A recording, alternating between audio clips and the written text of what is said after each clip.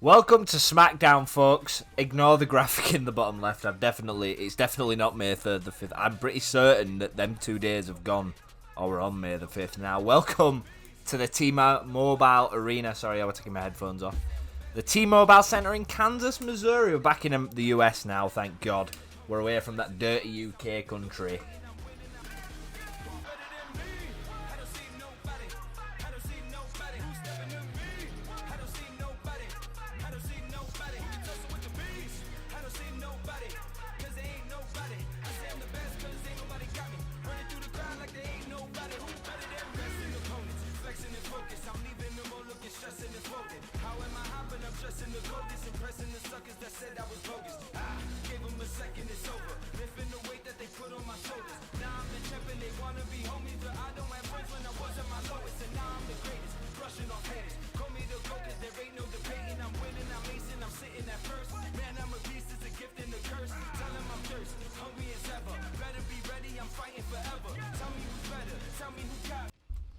And we're back in the United States of America, man, for SmackDown. And we're kicking things off with, of course, none other.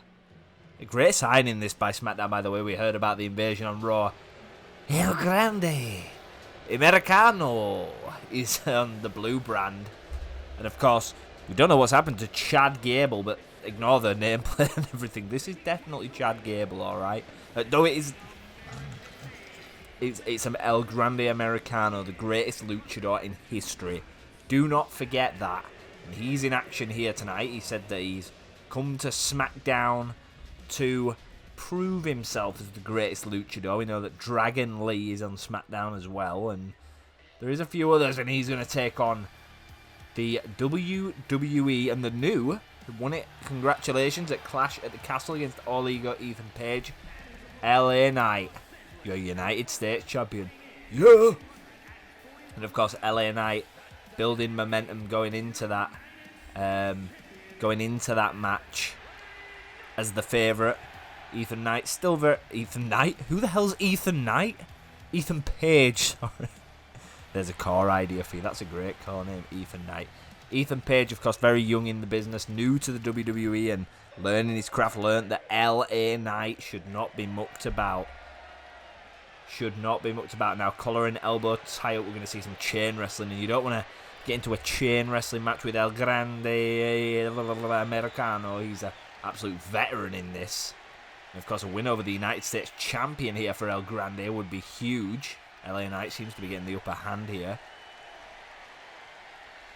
And continues to rake the shoulder.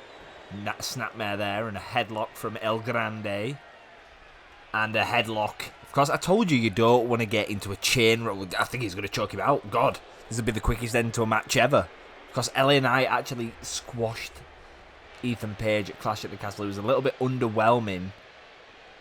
And he's really doing well here. Wrench of the arm on LA Knight. And nearly making him eat the mat.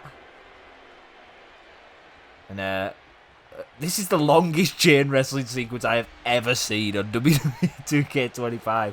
I'm guessing, and I'm putting it down to that both men just can't be separated. And into the corner goes the Lucha Latte El Grande Americano.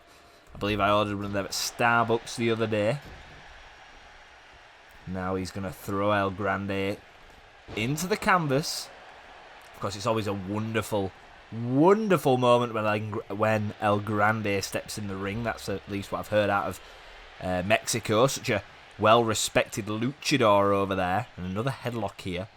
He's going to do a takedown and does take down the US champion. And LA Knight not happy about that, slamming his hands into the mat. Now we're going to see some speed from El Grande Americano. Nice drag there.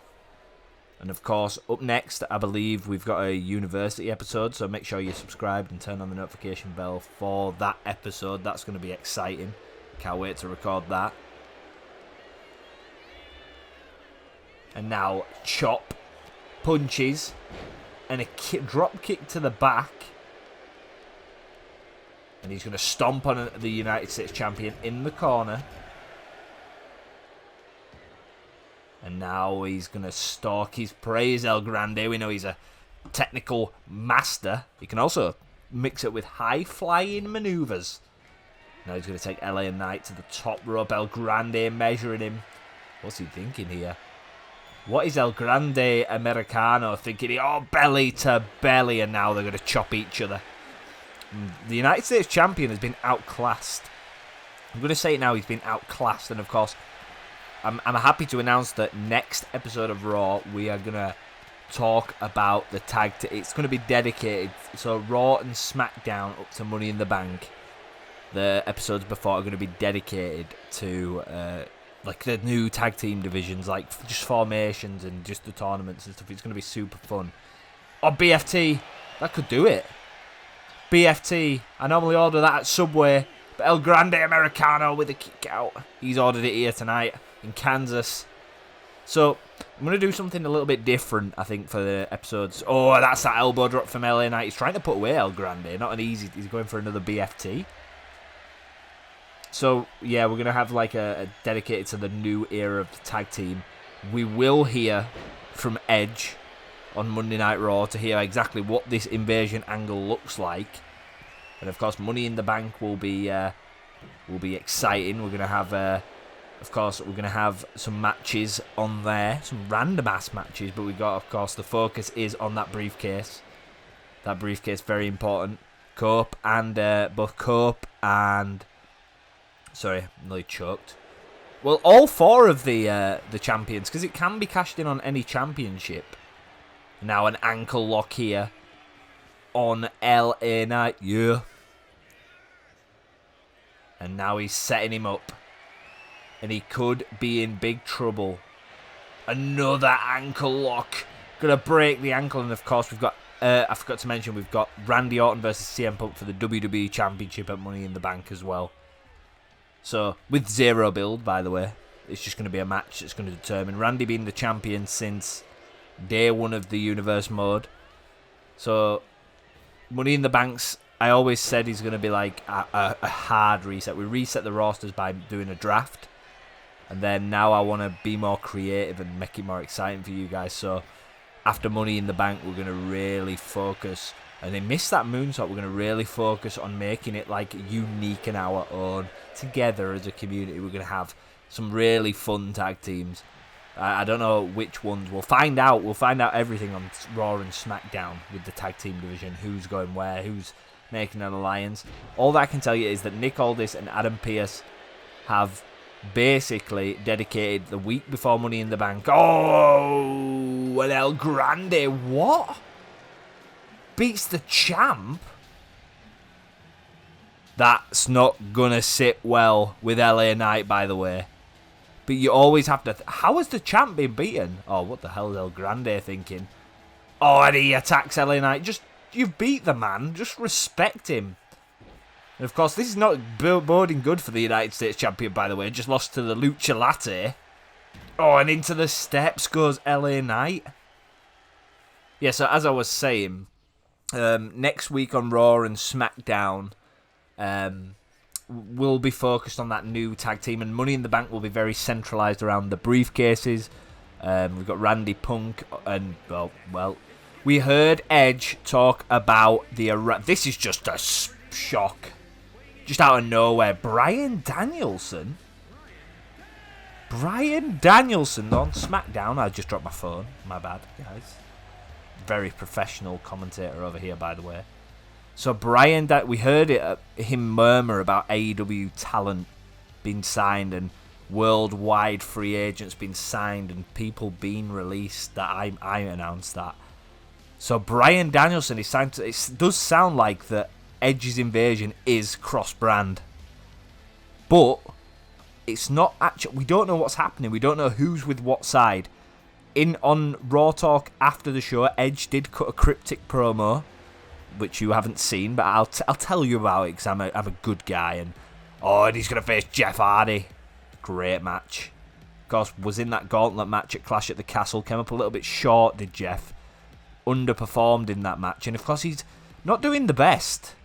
And of course, his head might be all over the place in this match. So you've got to consider that. But Edge did mention on Raw Talk that there is an alliance and there is WWE, exactly like 2001. He said you're either with him or you're against him, and that's going to ripple through Raw and SmackDown.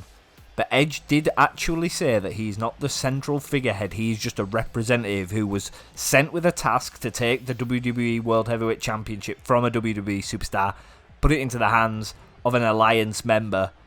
And of course, we don't know who's going to lie on what side. Just because Bryan Danielson's been in AEW, he's always been in WWE, we'll have to see where his loyalties lie. As Edge said, people will have to choose a side.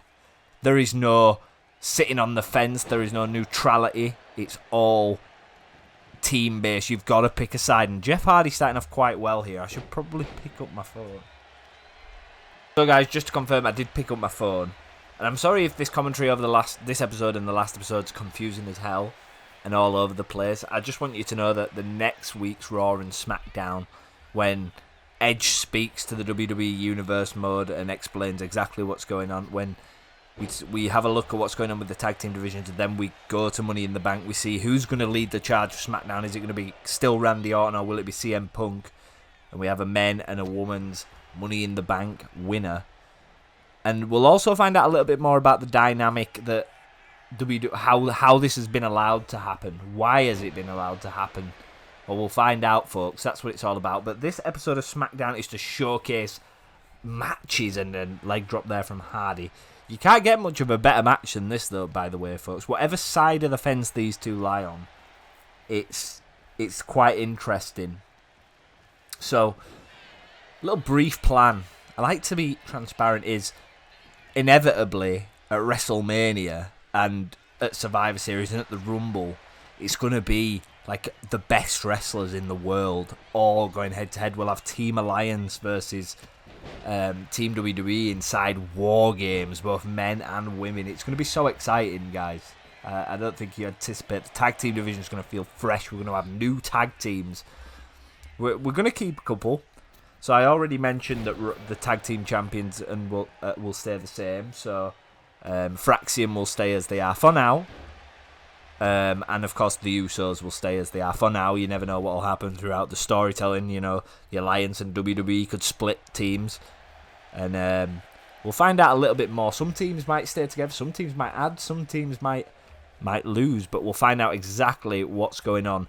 We believe, and the belief is that in the background over the next coming week there is going to be discussions about contracts and people having to find partners to stay on the roster, so it's exciting times. And then all will be revealed for Raw and SmackDown. Bryan with a comeback. And of course, the way that will be done is Raw and SmackDown will still be the same. It'll still have like the rivalries. We're going to see CM Punk and Randy Orton go face to face next week on SmackDown as well. Before their WWE Championship. Not had a long time to sort of get to know each other. In terms of rivalries, and we're going to see trading blows here, but we can be in no doubt that will kick off bad. I can imagine the history, the lineage, the championship on the line, the anxiety of Alliance invasions. Of course, next episode of Raw is massive. We're going to hear from Edge exactly. He's going to reveal everything. He said on Raw Talk that he will reveal absolutely everything about this. And he said he's not here to take part, he's here to take over. It's quite ironic that one of the major stars of WWE's history throughout the Attitude and Ruthless Aggression era is here to turn the company upside down. Of course, Jeff and Bryan Danielson putting on a clinic here. Roll-up pin attempted by the charismatic Enigma. Will it be enough to put away the American Dragon? No, it won't. Of course, we've already seen our US champion get beat by El Grande Americano joining the Alliance. They'd already lose. And Swanton to Danielson, hook the leg, could be a pinfall. Kick out from Bryan Danielson there, and brought back to his feet. Jeff goes for, I believe it was a midsection twist of fate. Does miss. Bryan's going to go to the high district, potentially try and win this match, which is fair in a headbutt. Does connect. It connected good. I actually believe the lips locked, and that's going to be enough. Wow. Jeff Hardy's not having a good time on Universe Mode at the moment. Yeah, so We'll talk about... well, you won't really notice any of the releases, to be fair. Because I know I'm doing it, but Cora's staying and the Party Girls are staying, so... Aside from that, I don't believe that any of the talent that's been released... I think they're just literally in the background of the rosters. And I believe we're just hearing through the headset... Cody Rhodes is going to go face-to-face with Malachi Black after that gauntlet match. We did notice a little bit of a dynamic there. There were a bit of hostility, and we're going to figure out exactly what Cody Rhodes is thinking. But Jordynne Grace here in tonight's main event of the evening. Who will she be facing? We haven't seen Jordynne since the Chamber. Oh my word. Do you want a big match? Or do you not want a big match? The WWE Women's Champion, Bianca Belair. I'm on my own against the world. But I will never fold. Bianca, of course, winning that WWE Championship from Io Sky. Io Sky, we haven't seen much of since, but she'll be back. Of course, the women's tag teams as well will be shaken up. The whole landscape's going to get shaken up. There's so much going on for you to buy in. Invasion, new tag teams, new dynamics. Who will sit on the fence? Who will lie with who? And who will win this match spear from Bianca Belair to kick things off here? And a nice moonsault to Jordynne Grace, two powerhouses of WWE here. But of course, throughout the Universe Mode year, we're going to see alliances change. And Edge did mention that you're either with them or against them. So should you choose to sit on the fence, I guess that means you team WWE. Nice clothesline from Bianca. And now to the high rent district double axe handle there from Bianca, the WWE Women's Champion. Of course, Rhea, the World Heavyweight Champion for the women. We will see these two defend their championships very soon. That is what I'm being told by the producers. We've had a bit of an interesting start to Universe Mode in the sense that deciding things and drafting superstars exactly where I want it to feel balanced. But Money in the Bank's kind of like the launching pad for the year. It is in real life. You kind of see who's gonna prop up in the main event scene potentially at some point, and legends can be made in that match. And now we're trading blows, two mammoths, and you have to wonder this match will not go along with the size, the strength, the brutality of both of these women in this match. Big moves only. I'm not going to say no bread, no water, just meat, because that's not... Excuse me, that's not the case here. Bianca, is she going for a... That's a Jade Cargill tribute to a former tag team partner. And of course, Jade overcame Lola Vice at Clash at the Castle, which is a huge W for her. I'm sure she'll be moving on to bigger and better things. And a kick out there. So, yeah, folks, make sure you subscribe and turn on notification bells. I believe we'll have an episode of Ruthless Aggression as well before we go back to Raw after the University. And I believe we're on SmackDown, I want to say. Are we on SmackDown? I think we're on the SmackDown before Judgment Day, so that'll be a lot of fun. And then we're going to find out exactly what's going on with the tag teams. Who will find a partner? Who won't find a partner? Who will go on their own separate run? And Bianca with an axe handle there to Jordynne. Of course, women's division put on lock. And a kick out there from Jordynne. Of course, I'm interested to see throughout the year how the dynamic, how it gets put to the superstars. Like, in what situation do they have to decide what side they're on? When do they interact with a superstar that's on a certain side, and will that influence the decision? Well, it's very early, so we'll have to find out. War Games is a long way away, and that's a Penta driver, a Jordynne driver on Bianca. That could be enough to win the match. We've already seen one champion be pinned by the great El Grande Americano. Is this going to be it? Surely Bianca's got something in the tank. Oh, she does. Just. I genuinely thought that were going to be it, folks. Jordynne Grace, big move. Bianca rolls to the outside. And a reversal from Bianca, thank goodness. Our women's WWE champion now. Building momentum. Misses with that, and now misses again. And Jordynne Big clubbing blows. Elbow to the back. Oh, belly to belly. Reversed headbutt by Bianca. Oh, it's time. Why is she using Jade Cargill's move so much? And that's going to do it, surely. Bianca with a pinfall too. Jordynne Grace beaten by the champ. And the celebrations begin here. But of course, Jordynne not happy about it. What's going on here? She's throwing her arms and